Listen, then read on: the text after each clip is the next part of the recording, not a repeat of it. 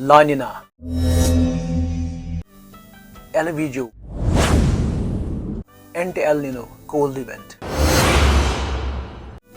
यानी जिस चीज की हम बात कर रहे हैं ये बहुत इंपॉर्टेंट टॉपिक होने जा रहा है। इस साल का विंटर बहुत एक्सट्रीम होने वाला है। बहुत ज्यादा रेन पड़ सकती है या सीवियर कोल्ड हो सकती है इस विंटर, इसलिए प्रिपरेशन करी जाए। ग्लोबल फिनोमेना, एक बड़ा फिनोमेना आने वाला है जो एटमॉस्फेयर और ग्लोबल ओशियन, जो बड़े ओशियन है, पैसिफिक ओशियन जैसा बड़ा ओशियन, उसके ऊपर आधारित या उससे इफेक्टेड। तो बेसिकली ग्लोबल टेम्परेचर चेंज होने वाले हैं। ये एटमॉस्फेरिक एंड ओशियनिक जो वहाँ पे दो इम्पॉर्टेंट सरफेसेस है, उनमें बहुत कुछ चेंज होने वाला है, जिससे आने वाला विंटर सीवियर हो सकता है। यानी 2025 का विंटर बहुत सीवियर हो सकता है, कोल्ड बहुत ज़्यादा हो सकती है इस बार। ला नीना एक ग्लोबल फिनोमेना है, इस पे आप बात करेंगे क्योंकि इंडियन मेट्रोलॉजिकल डिपार्टमेंट ने अनाउंस किया one set of this phenomena, La Nina phenomena, in September 2024. This will drop temperature to the possible extent, इससे रेनफॉल बढ़ सकती है। तो अनाउंस जो हुए हैं important announcements from Indian meteorological department, वो है one set of La Nina phenomena in September 2024. La Nina brings temperature drop, increases rainfall.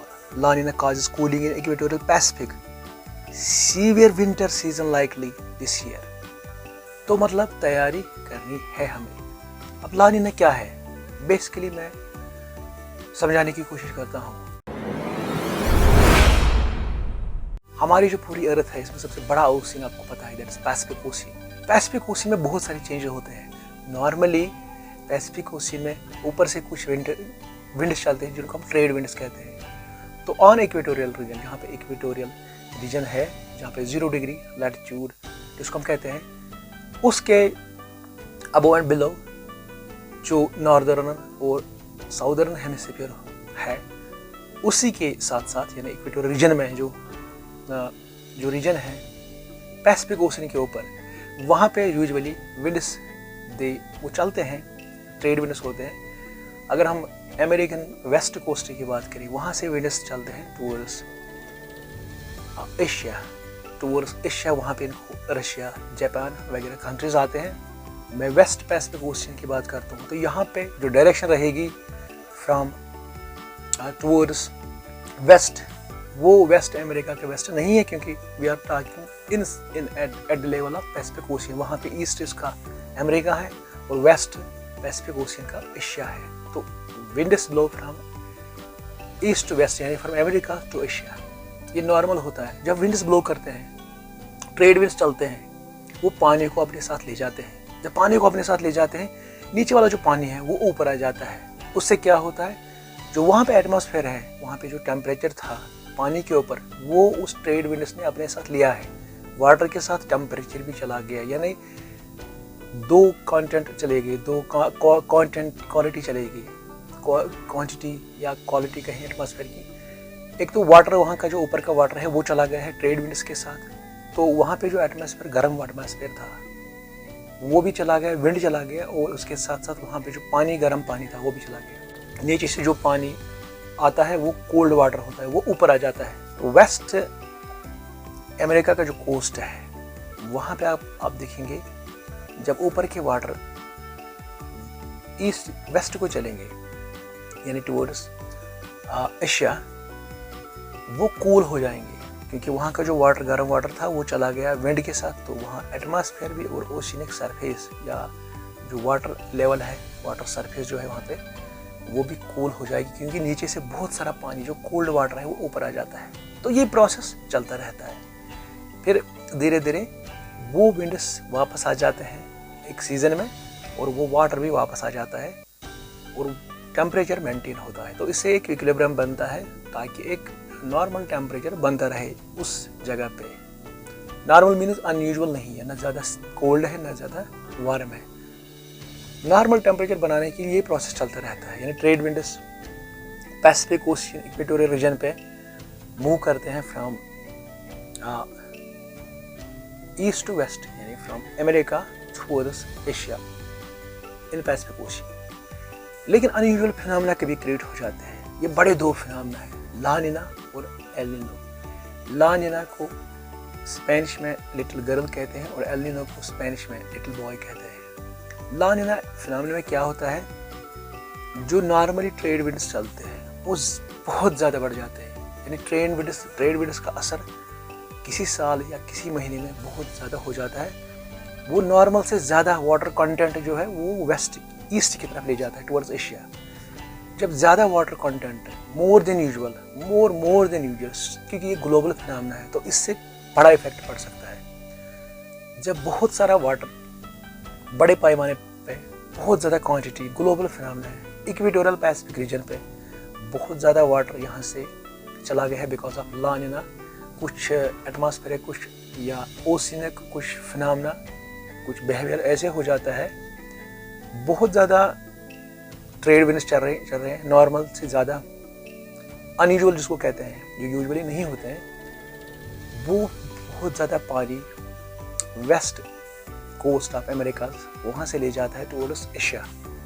जब बहुत ज़्यादा पानी चला गया दैन नॉर्मल, तो मीन्स नीचे से ज़्यादा कोल्ड वाटर ऊपर आ जाएगा, तो टेम्परेचर नॉर्मल से बहुत ड्रॉप हो जाएगा। यानी पहले जितना इसमें टेम्परेचर रहता था अपवेलिंग के टाइम पे, अपवेलिंग मीन्स जो नीचे से पानी ऊपर आ जाता है, कोल्ड वाटर। पहले जितना वाटर आता था अब उससे 100 टाइम ज़्यादा वाटर हो जाएगा ऊपर, मीन्स बहुत ज़्यादा कोल्ड हो जाएगा। ये अनयूजुअल फिनोमेना है, इसलिए ज़्यादा वाटर चला गया, ज़्यादा ट्रेड विंड्स ब्लो हो गई इक्वेटोरियल पैसिफिक पे, ज़्यादा वाटर नीचे से ऊपर आ गया और जितना वहाँ पे टेम्परेचर होता था नॉर्मली, अगर कोल्ड भी होता था लेकिन वो नॉर्मल था, वो बहुत ज़्यादा माइनस हो जाता है। तो उसका पूरा इम्पैक्ट एशिया पे पड़ता है, फाइनली इंडिया पे, इंडियन ओशियंस पे इसका इफेक्ट पड़ता है।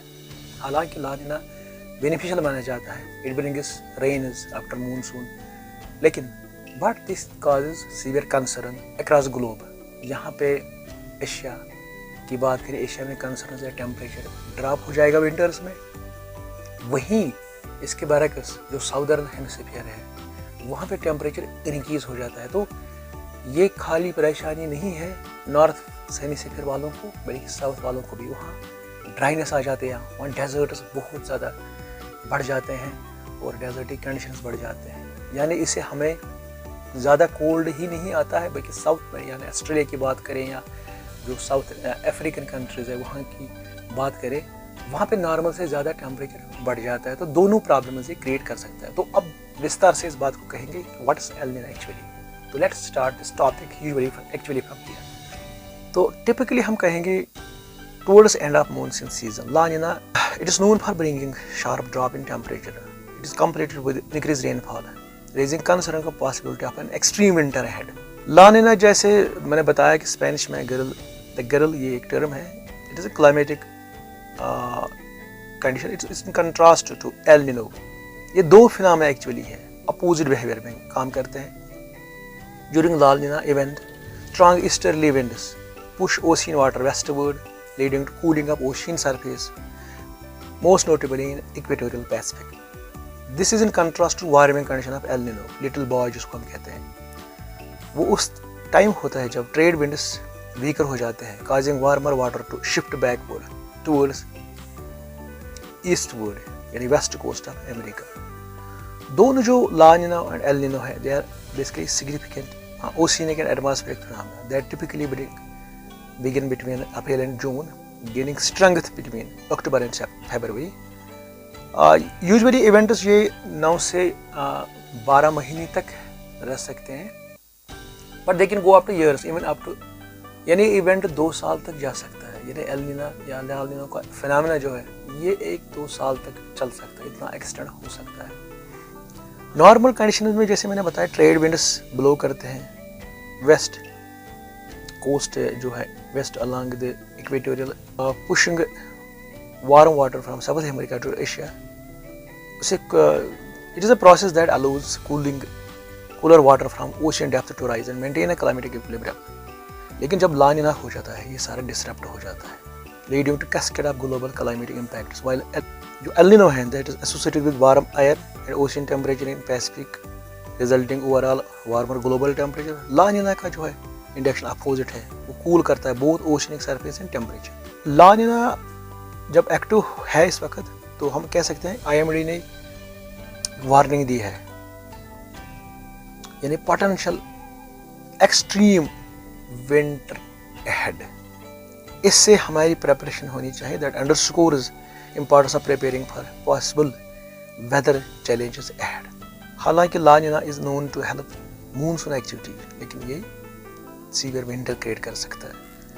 One of the longest and recorded La Nina episodes lasted from 2020 to 23 and previous El Nino between June 23 and May 24 finally which ENSO entered neutral phase. इस वक्त neutral phase में सब कुछ ला नीना है एल नीनो। तो दोनों की बात है कि एल नीनो अगर वो भी आ सकता है वो प्रॉब्लमेटिक है क्योंकि वो अपोजिट में कर सकता है, वो ज़्यादा विंड ब्लो नहीं करता, वो उसको स्टॉप करता है। जितना भी टेम्परेचर वहाँ पे बढ़ता है वेस्ट कोस्ट पे उतना बढ़ता है, यानी नॉर्दर्न हेमिस्फीयर में विंटर ज़्यादा वार्मर होगा जब एल नीनो होगा। तो एल नीनो के टाइम पे वार्मर टेम्परेचर बहुत ज़्यादा वार्मर होगा और उसके अपोजिट में साउदर्न हेमिस्फीयर में कूलर होगा। लेकिन ला नीना के टाइम पे नॉर्दर्न हेमिस्फीयर ज़्यादा कूलर होगा, साउदर्न हेमिस्फीयर वार्म होगा। तो ये दोनों फिनोमेना अपोजिट है, ला नीना एंड एल नीनो। बड़ा फिनोमेना जो है दैट इज एल नीनो, वो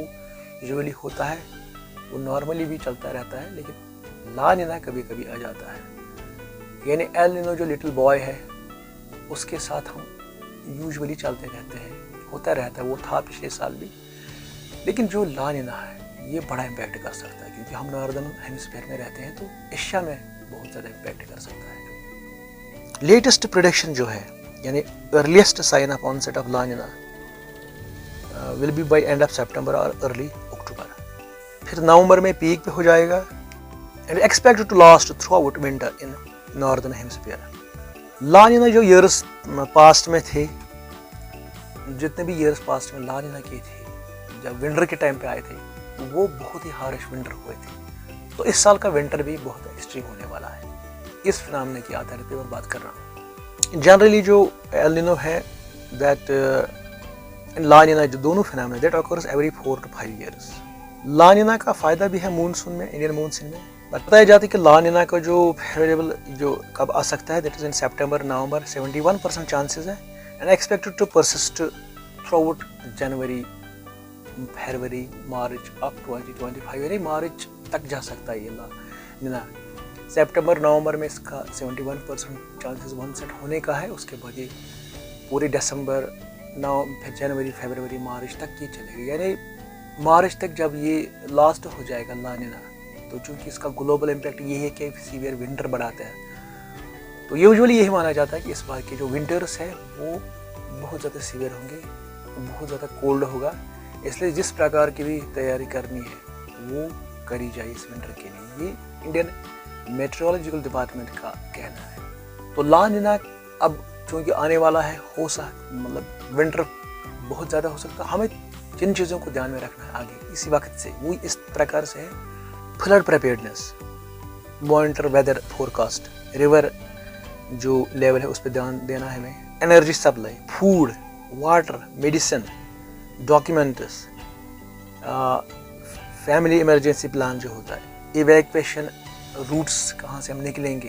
तो जो लोग वाटर बॉडीज़ के नज़दीक रहते हैं, जहाँ पे जैसे रिवर्स है, कुछ बड़े स्ट्रीम्स हैं, नाले हैं, उनके पास जो रहते हैं, हो सकता है इस बार जब रेनफॉल बढ़ जाएगा बहुत ज़्यादा पानी उनमें आ जाएगा तो फ्लड आने का खतरा है। तो उस तरह की प्रिपरेशन जो होता है, इवैक्यूएशन प्लान्स, इवैक्यूएशन रूट्स या इमरजेंसी प्लान्स या डॉक्यूमेंट्स, फूड, मेडिसिन वगैरह वो हैंडी रखने हैं, प्रिपरेशन करनी है इस बार में विंटर्स के लिए। अंडर ग्लोबल वार्मिंग जब El Nino is generally efficient at triggering multilayer La Nina due to efficient tropical sub tropical interaction. तो ग्लोबल वार्मिंग एक कारण भी मान सकते हैं क्योंकि एल नीनो जब उससे बढ़ गया तो उसकी वजह से ला नीना का एक्टिविटी भी स्टार्ट हो जाती है।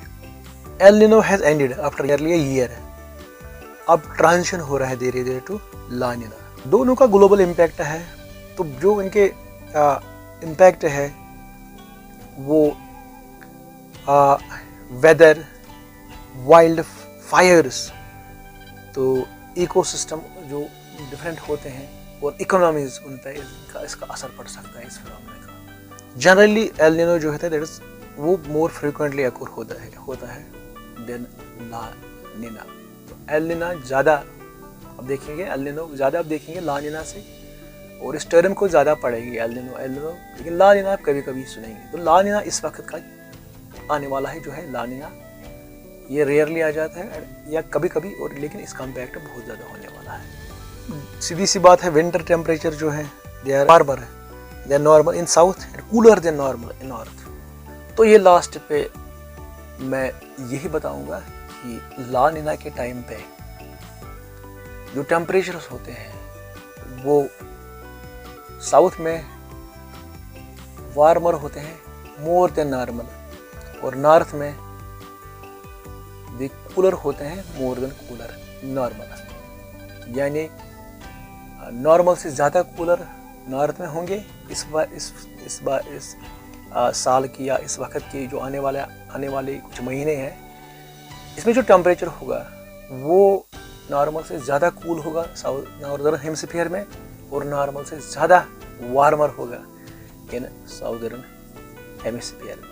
तो होप आपने इस चीज़ को सुना होगा कि ला नीना कैसे आ जाता है, और इसका जो इस बेसिकली जो oceanic and atmospheric global phenomena, और पैसिफिक ओशियन पे ज़्यादा इसका इम्पैक्ट उसी से सारा बनता है, क्योंकि वाटर बॉडी सबसे बड़ी हुई है वर्ल्ड में, तो उसका इम्पैक्ट पूरे वर्ल्ड पे पड़ जाएगा। तो नॉर्दर्न हेमिस्फीयर में ज़्यादा कूलर और साउदर्न में ज़्यादा वार्मर, तो मीन्स हार्श विंटर आने वाले हैं, हमें तैयारी करनी चाहिए इस विंटर के लिए जो बहुत ही ज़्यादा एक्सट्रीम होने वाला है।